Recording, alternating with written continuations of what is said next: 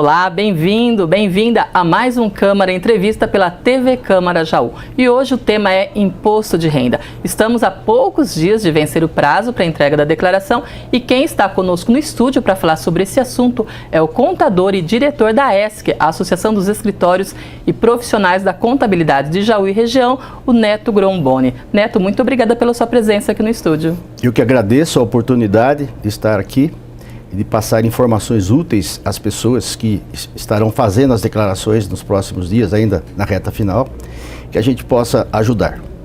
Neto, vamos lá então. Não tem jeito. Sai ano, entra ano e a gente sempre deixa a declaração para a última hora. Mas ainda dá tempo. Sim, nós temos ainda uns dias ainda para confeccionar. É importante que o declarante faça isso com bastante rigor para não haver problemas, né, com a Receita. Mas é tradição, né? Normalmente o contribuinte ele deixa para os últimos 15 dias e há sim um congestionamento até na Receita Federal para recepção. Então a gente aconselha a fazer com antecedência. O prazo é 30 de maio até 11 horas e 59 minutos. Da noite. É 31 de maio até as 31 de maio. Até as 23 horas e 59 minutos. Após isso já é fora de prazo. Tá, então quais são os valores, quem que deve declarar esse ano? E a mordida do leão parece que vem forte. Olha, nós estamos com um ano atípico, né? Nós estamos com a tabela de imposto de renda defasada e o limite hoje mínimo para quem ganha até 28.559,70. Esse é o valor limite. Acima desse valor as pessoas estão obrigadas a declarar. Existem casos em que as pessoas até recebem menos que esse valor, mas podem ou devem declarar imposto de renda? Existe. Nós falamos, né, sempre que além do limite de obrigação, existem os declarantes que podem declarar para receber restituições e também para manter um histórico de declarações. De repente chega um ano, ela tem que declarar por obrigação, ela já tem todo o histórico, as declarações anteriores. É uma sugestão, a pessoa pode sim declarar mesmo estando desobrigada. Ok. Isso serve até como uma espécie de informe de renda para as pessoas? Bem observado, Val. Existem sim instituições financeiras que solicitam um informe de rendimento e a declaração é sim um informe, porque ela é pública para o analista, né? Ele passa a ser um documento e ele pode franquear o crédito através dessas informações, de fato. E no caso, se eu estou obrigada a declarar, mas eu não declaro ou declaro atrasado após o dia 31 de maio, o que acontece? Você não estando obrigado a declarar e percebendo que você poderia ter um benefício na entrega, você pode entregar fora de prazo.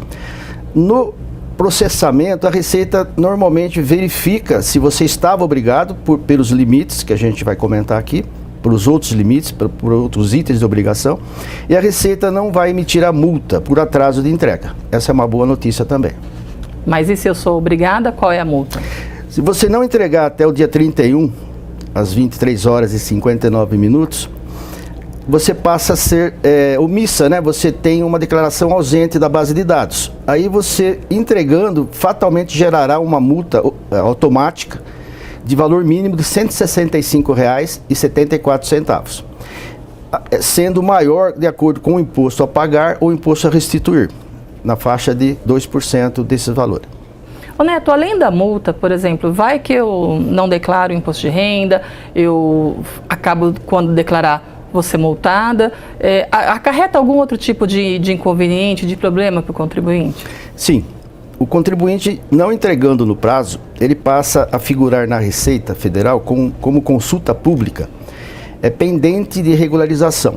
Normalmente o agente de crédito, ele consulta na consulta pública a situação do CPF e ele não enxerga qual é a pendência. Então pode haver aí uma rejeição no sistema de crédito. E a pessoa também, junto aos bancos, ela não pode movimentar também talões de cheque, porque ela tem pendência com a Receita Federal, Val. Ok. Bom, este ano, finalmente, né, a tabela do imposto de renda, as isenções foram finalmente atualizadas, corrigidas. Mas isso só vale para as declarações a partir do ano que vem. Mas você entende que isso foi satisfatório? Não, nós estamos com uma defasagem muito grande. A gente diz, entre nós contadores, que é uma forma indireta de aumento de imposto. Quando você não corrige a tabela, você arrecada mais. Então o governo tem se beneficiado dessa desatualização de forma arrecadatória. Acredito que haverá sim alguns ajustes. Esse ano, de fato, houve um ajuste, pequeno, mas houve. E haverá o benefício disso na declaração de 2024, ano base 23. Neto, mas enfim, para que serve de fato uma declaração de imposto de renda? Só para o governo saber se a gente está pagando direitinho ou não os nossos impostos? Veja bem, Val, a declaração de imposto de renda, ela tem um nome hoje de declaração de ajuste de imposto de renda. A palavra ajuste, ela remete a uma questão de prestação de contas. O contribuinte, quando ele faz o envio da declaração, ele está dizendo de forma declaratória o que ele tem, o que ele ganhou, aonde ele aplicou o dinheiro e quais são os custos dessa movimentação, se há imposto complementar ou imposto a restituir. Então eu entendo que a declaração ela tem essa finalidade. Além de você passar para o governo a sua vida, você também tem uma situação também de ajuste das suas questões de arrecadação ou de desconto de imposto de renda, Val. Bom, uma das novidades deste ano é a questão da declaração pré-preenchida, mas é uma declaração que não vale para todo mundo. Essa declaração pré-preenchida é uma sugestão que o governo coloca na área restrita do contribuinte. A pessoa pode acessar essa declaração pré-preenchida e ela vai notar que já há cruzamentos de dados e lá já há informações disponíveis para o declarante. Então isso, entre linhas, é uma mensagem do governo ao contribuinte que ele já tem as informações. Você aceita aquelas informações ou você corrige. Lembrando que essa mudança pode gerar questionamentos e o contribuinte teria que ter, por 5 anos, a guarda dos documentos que divergem das informações. Lembrando que é fato, a gente vai ver ainda o contribuinte receber a declaração pré-preenchida de forma absoluta, ela virá com todos os cruzamentos e haverá sim apenas um aceite e também uma revogação caso discorde. Mas a pré-preenchida está disponível, é uma sugestão, a gente orienta e recomenda que faça a análise, a consulta a essa declaração para ver exatamente o que tem lá, para que não ocorra a malha fina ou a malha fiscal. É mais ou menos o governo te dizendo, eu sei o que você fez o ano passado. Exatamente. Nós estamos numa visibilidade, Val, muito grande. O governo ele tem informações dos contribuintes de forma online e automática. Toda a movimentação hoje de banco, de cartórios, de ações, Detrans, geram envios de declaratórias ao governo. O governo apenas recebe mensalmente ou diariamente essas informações e na declaração de ajuste você faz sim as contas para ver esses impostos que você pagou ou terá que pagar ou restituir, Val. Neto, você já falou aí um pouco sobre possibilidade de cair na malha fina. Quais são assim os principais erros que as pessoas cometem ao preencher uma declaração? A principal causa, Val, é a omissão de rendas. O governo ele é bem criterioso e foi um dos primeiros cruzamentos que ele fez entre esse ambiente aí de declaração pré-preenchida. As fontes pagadoras, elas mandam até fevereiro os relatórios de quem ela pagou, CPF e valores. Então, quando você faz a declaração, você obrigatoriamente tem que lançar todas essas fontes pagadoras que vão gerar um imposto complementar ou a restituir. Então, essas informações, Val, elas são a mais importante. É fato alguns declarantes omitirem, às vezes por esquecimento, mas a declaração de imposto de renda ela fica num ambiente também restrito, que a pessoa pode acessar. Ela vai perceber que há lá uma pendência e ela pode corrigir no ambiente amigável, que é você perceber que o governo já viu que há uma situação ali incompleta e sem você receber uma notificação ou uma notificação com multa, você já corrige no ambiente amigável. E aí você vai ter tranquilidade na questão de processamento, Val. Ô Neto, se a declaração passar, eu receber a restituição e tudo mais, ainda assim depois essa declaração pode ser questionada ou já está tudo kit? Boa pergunta. O governo ele processa a declaração em minutos. Você entregando hoje uma declaração, você pode consultar no mesmo dia, ela já pode estar com status de processada. Existe uma ressalva no próprio ambiente que você percebe ao processamento que ela pode ser objeto de questionamento por 5 anos. Então, toda a declaração hoje entregue e processada, sem os cruzamentos que orientam a falta de dados, ainda ela pode ser objeto de informações complementares que estão ausentes. Eu lembraria, Val, aqui na nossa conversa, que os estados fizeram um convênio com a Receita Federal e eles acessam os campos nas declarações que falam de doações recebidas e pagas. E esses valores servem para os estados cobrarem o ITCMD, que é o Imposto de Transmissão, Causa, Mortes e Doação. E esses impostos estaduais, eles poderão em 5 anos também serem cobrados. Então a gente deixa aqui uma dica para que quem faz doações entre familiares ou amigos, que também percebam que além da declaração de imposto de renda, vai um aviso aos estados para que ele possa ou não ter essa obrigação de pagar essa taxa ou esse imposto. Essa doação, ela tem um valor, né? Mínimo de 80 mil por ano. Abaixo disso não há esse imposto. Lembrando que cada estado tem a sua alíquota, São Paulo é 4%, Bahia é 8%, e pode vir a conta, não pelo governo federal, Val, pelo governo estadual. É uma coisa curiosa, mas os governos estaduais, eles podem mandar a conta. Então a gente deixa esse alerta também nessas questões de declaração, ou quem faz as declarações em casa, para os amigos, que eles também tenham essa percepção.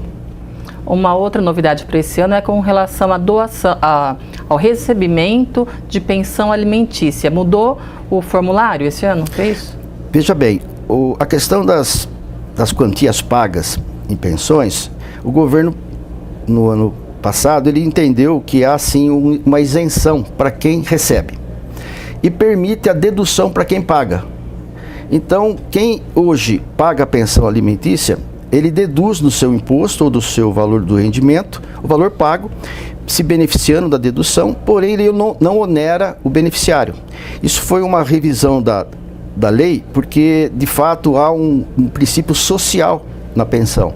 Antes tinha que pagar? Tinha que pagar, Val. Quem recebia o benefício, ele juntava com as rendas que ele tinha e complementava normalmente o imposto a pagar na declaração de ajuste.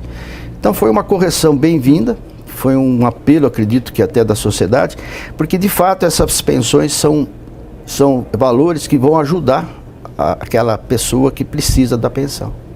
Uma outra novidade aparentemente boa para esse ano é com relação ao Pix. Você pode ter a restituição por meio de Pix, não só por conta bancária, mas e também pagar as DARFs, né, por meio de Pix. Isso agiliza, aparentemente isso é bom. Sim, Val. O Pix é uma novidade esse ano e você pedindo a restituição pelo Pix, o governo vai te enviar, até está anunciado que serão prioridades. Lembrando que o Pix, a chave é o CPF, para que não caia em contas de terceiros. O governo ele vinculou que você cite o Pix como benefício da conta de restituição e o governo vai fazer isso no seu CPF. Se você tem uma chave que não seja o CPF, fatalmente você não vai receber. Entendi. E o pagamento também, Val, o próprio DARF, ele sai com código de barra e com QR Code, que vai ajudar bastante o pagamento. Além das opções de débito em conta que a pessoa pode fazer, que também é um grande benefício também. Ainda falando em Pix, né, Neto? Agora virou Pix para lá, Pix para cá. Tudo a gente paga muitas vezes com Pix e muitas vezes sem controle algum. Isso gera alguma alteração, alguma influência na hora de fazer uma declaração de imposto de renda? Eu tenho que citar isso em algum lugar? Existe uma mensagem do governo, Val, que ele vai mandar para os contribuintes que movimentaram o Pix desde a criação, vai mandar para as pessoas explicarem, né, o que é aquelas transações e se elas estão lançadas na declaração de imposto de renda. Isso vai gerar algumas confusões porque muitas pessoas recebem em Pix e não lançam nas declarações. Então a gente começou falando aqui de malha fina e que de uma das maiores situações é a omissão de renda. Fatalmente isso, quando vier, vai gerar questionamentos. Então o Pix ele é bom, é fácil, você vive disso, hoje é hábito, né? E você percebe que isso está gerando informações, que a gente falou aqui de cruzamentos, e o governo vai perceber que a sua declaração transmitida e entregue até 31 de maio, ela pode estar divergente da movimentação de receita e despesa, ou de entrada e saída na sua movimentação de Pix. Pode gerar um questionamento e uma notificação. A pessoa pode ter que explicar porque a movimentação diverge da renda declarada ou da movimentação declarada, Val. Então, em algum momento, isso pode... Sim, a gente falou aqui da declaração pré-preenchida, Val. A gente acredita que haverá, a curto prazo, uma declaração pronta e fatalmente virão essas informações na declaração. E aí a pessoa aceita ou não essas informações, como a gente falou aqui. Neto, vamos falar um pouquinho agora sobre o trabalho da AESC, né, a Associação dos Escritórios e Profissionais de Contabilidade de Jaú e Região. Vocês têm feito um trabalho muito interessante, muito importante com relação a procurar conscientizar os contribuintes para doações, tanto para os fundos dos direitos da criança e do adolescente e também para os fundos dos idosos. Como que funciona isso direito? Bom, a AESC, ela tem a função de orientar os contadores e passar também sugestões. A gente faz todo ano um trabalho de divulgação da possibilidade da doação de parte do imposto de renda a pagar ou a restituir. Qualquer pessoa pode doar? Os declarantes de imposto de renda seriam os mais beneficiados, porque eles poderão deduzir do imposto a pagar essa destinação para os fundos. Então a gente solicita todo ano para que os contadores orientem os seus clientes no fechamento da declaração, para que eles possam, por opção, declarar parte do imposto de renda às associações ou instituições, no caso secretarias municipais. Já está pronto nas declarações, isso é um benefício também, uma exigência que a gente, contadores, foi pedindo para ser mudada na declaração, já deixar pronto o CNPJ da prefeitura ou dos fundos municipais do Brasil todo. Você pode destinar aqui para um fundo de qualquer lugar ou município de qualquer lugar do Brasil. Caindo no município, essa destinação, o município de forma social fará a destinação às entidades sociais. A ESC, ela tem feito isso há muitos anos. Viemos na Câmara já fazer entrevistas, fazer divulgação dentro da própria sessão da Câmara. A TV Câmara divulgou um trabalho da ESC. Então, nós estamos todo ano orientando, sugerindo, divulgando essa situação, porque não há ônus para o contribuinte. Como ele tem imposto já a pagar ou a restituir, quando ele faz a destinação, ele apenas segregou uma parte para a Receita e uma parte para o município. É uma forma social do contador trabalhar para o município e para o declarante também deixar dentro do município e ver dentro do município o benefício. Eu acrescentaria, Val, isso é uma história que pode gerar um outro debate, mas é uma necessidade hoje, a questão social em todos os municípios. O terceiro setor hoje, ele é muito importante, ele gera benefícios, às pessoas. Então a gente orienta que todos os declarantes ou todas as pessoas que fazem os impostos de rendas acessem essas informações. Há em Jaú um trabalho sendo feito e vai ser divulgado também amplamente, um site chamado Bão Ajuda Bão. É um trabalho de um profissional, de um advogado chamado Rogério Alcalay, que ele deve divulgar nesse site, já deve estar no ar, a gente vai falar isso já. Ele diz lá, além da destinação, a gente fala de trabalho voluntário. Então você pode, além de doar, você pode dedicar horas do seu tempo de lazer a questões de ajuda às entidades. De repente você vai lá, ajuda na cozinha ou pode ajudar na limpeza. É uma forma de você também fazer o trabalho social. Além da doação que a gente comentou aqui, existe também a possibilidade do envolvimento de pessoas que possam ajudar com as horas de lazer essas entidades. É muito curioso isso, está vindo numa boa hora também, porque além das pessoas físicas, Val, que fazem nas declarações as doações e vão para os municípios, existem também as empresas. A gente sabe que as empresas também são pagadoras de imposto de renda e elas também podem fazer da mesma forma a destinação, tanto para o Conselho Municipal dos Direitos da Criança e do Adolescente, quanto para o Estatuto do Idoso ou para o Conselho Municipal do Idoso. São 3% para cada secretaria. E lá, fatalmente, haverá a disponibilidade às entidades por projetos farão a solicitação, análise feita pelo gestor público, destinará ou não a verba que está pronta, estará disponível para a utilização daquele projeto. Então a gente queria, por ênfase, falar que o declarante faça uma análise, faça a consulta nessas questões de doação, porque é muito bem-vinda, Val. Neto, e nesse caso, quando a pessoa decide destinar, por exemplo, 3% ou para o Fundo Municipal dos Direitos da Criança, também 3% para o Fundo do Idoso, isso é gerado uma DARF em separado. Então, você tem que pagar até o dia 31 de maio também essa DARF em separado, que seria para essa doação? Sim, Val. Quando você faz a declaração, você já destina ao município, o CNPJ, e já saem 2 guias, bem lembrado. E a soma das 2 guias seria o imposto de renda que você pagaria. Então, como eu te falei agora, não há ônus, apenas uma secção de valores, cada um vai para um destino, e a gente vê no município a utilização, e na Receita Federal eles fazem lá os destinos, mas a gente vê no município. Então, é apenas uma folha a mais, e é apenas uma autenticação a mais que a pessoa faz. Esse seria o único trabalho. E se a pessoa desistir ou esquecer de pagar essa DARF da doação, ela vai acabar caindo na malha fina? Sim, porque ela recolheu a menos o imposto de renda e por cruzamento a Receita não enxergou a entrada ou a destinação para a entidade. Então ele é devedor para a Receita Federal.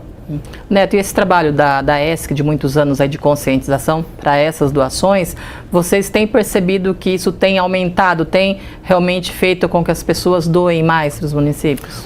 Sim, Val, a gente vê os próprios clientes, eles estão já sabendo disso, eles nos pedem, falam, olha, eu quero destinar, mesmo a gente não falando ainda, não comentando, eles já pedem para fazer essa destinação. Está havendo uma mudança de cultura, os declarantes estão enxergando essa possibilidade e é muito interessante isso, porque está se proliferando. As cidades, a gente tem estatísticas que arrecadam muito mais. A gente vê Sertãozinho, Piracicaba, lógico, tamanhos maiores, mas Araraquara, que é quase proporcional, mas a gente percebe que existe essa arrecadação, sim, já está havendo. Neto, nosso tempo já está quase acabando. Muito obrigada pelas suas informações. Tem mais alguma coisa que você gostaria de acrescentar a respeito? Eu deixaria aqui uma mensagem, Val, que a declaração de imposto de renda, ela não é só em abril, ela é o ano todo. A gente só faz o ajuste em abril, agora em maio. Que a pessoa, quando venda ou compre algo, imóveis ou móveis, ou faça aplicações, ela consulte um contador, pode ser cadastrado na ESC, que a gente tem a lista lá de contadores, para que ela saiba se ela não é devedora do imposto daquela transação. Então a gente fala do imposto de renda nas épocas de entrega, mas só lembrando que ele é todo dia. Hoje é todo dia. O governo ele criou regras que você, a cada ato, você é devedor ou não de tributos, na questão de imposto de renda. Então, nos ajustes, a gente junta tudo isso que já aconteceu, são fatos que já ocorreram. Então, que a gente possa ajudar o contribuinte nessa questão também. Neto, muito obrigada por todos os seus esclarecimentos, com certeza muito úteis à população de Jaú e região. E a gente agradece a você também que está sempre conosco, curtindo, acompanhando a programação da TV Câmara. Muito obrigada e a gente volta a qualquer instante.